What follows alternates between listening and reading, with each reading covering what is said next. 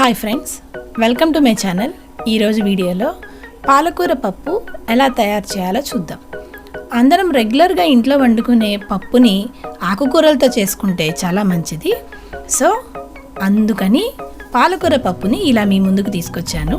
ఈ పాలకూర ప్లేస్లో ఏ ఆకుకూర అయినా వేసుకొని ఇదే విధంగా మీరు పప్పు చేసుకోవచ్చు.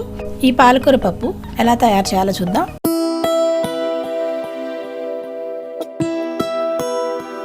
ఈ పాలకూర పప్పుకి కావాల్సిన పదార్థాలు: సన్నగా కట్ చేసి పెట్టుకున్న పాలకూర, కప్పు కందిపప్పు, చింతపండు, ఉల్లిపాయలు, పచ్చిమిరపకాయలు, పోపు దినుసులు, ఆయిల్, ఉప్పు, వెల్లుల్లి, కరివేపాకు, ఇంగువ. దీంతో ఇప్పుడు పప్పు ఎలా తయారు చేయాలో చూద్దాం. ఈ పప్పుని కుక్కర్లో చేసుకోబోతున్నాము.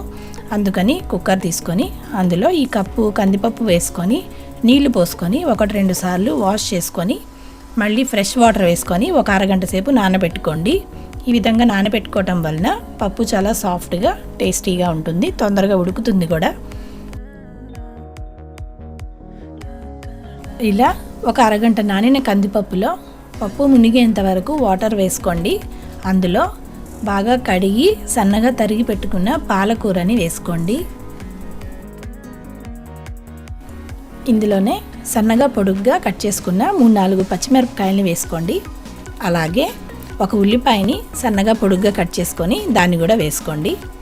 ఇప్పుడు స్టవ్ ఆన్ చేసుకొని ఈ కుక్కర్ని స్టవ్ మీద పెట్టుకొని ఇందులో కొంచెం ఆయిల్ వేసుకొని మూత పెట్టేసుకొని 3 విజిల్స్ వచ్చేంత వరకు కుక్ చేసుకోండి.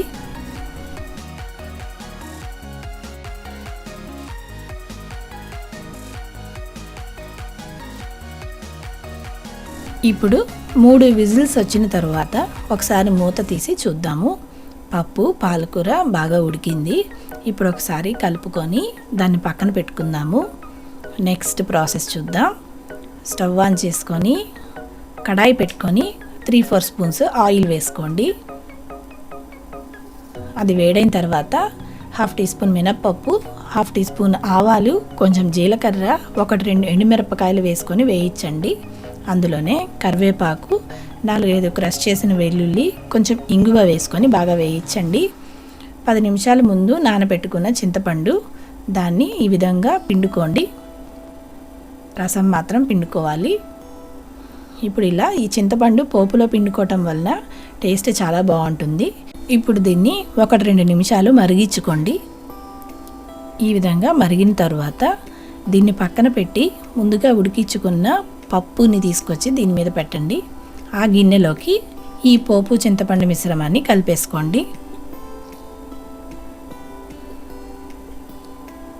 ఇప్పుడు ఒకసారి బాగా కలుపుకొని స్టవ్ ఆన్ చేయండి మళ్ళీ. ఇప్పుడు ఇందులో కొంచెం పసుపు, రుచికి తగినంత ఉప్పు వేసుకొని బాగా కలిపి ఒక పొంగు రానివ్వాలి. ఇప్పుడు ఇందులో కొంచెం పచ్చి కరివేపాకు కూడా యాడ్ చేసుకోండి. ఇలా పచ్చి కరివేపాకు వేసుకోవటం వల్ల పప్పు టేస్ట్ చాలా బాగుంటుంది. ఇందులోనే 1/2 టీ స్పూన్ కారం కూడా వేసుకొని ఒకసారి కలుపుకొని 1 నిమిషం సేపు మరిగిచ్చి స్టవ్ ఆఫ్ చేసేసేయండి. అంతేనండి, పాలకూర పప్పు రెడీ అయిపోయింది. మనం ఇక్కడ చింతపండు పులుసుని పప్పులో పిండుకోలేదు, పోపులో పిండుకొని మరిగించుకొని ఇలా చేసుకున్నాము. ఒకసారి ఈ విధంగా ట్రై చేయండి. టేస్ట్ డిఫరెన్స్ మీకే తెలుస్తుంది. టేస్ట్ చాలా బాగుంటుంది ఈ విధంగా చేస్తే. సో ఫ్రెండ్స్, ఈ వీడియో మీకు నచ్చినట్టయితే లైక్ చేయండి, షేర్ చేయండి, మీ ఫ్రెండ్స్ అండ్ రిలేటివ్స్కి ఫార్వర్డ్ చేయండి. మరిన్ని మంచి రెసిపీస్ కోసం నా ఛానల్ని సబ్స్క్రైబ్ చేసుకోండి. మరో మంచి రెసిపీతో మీ ముందుకు వస్తాను. ఓకేనండి, థ్యాంక్స్ ఫర్ వాచింగ్.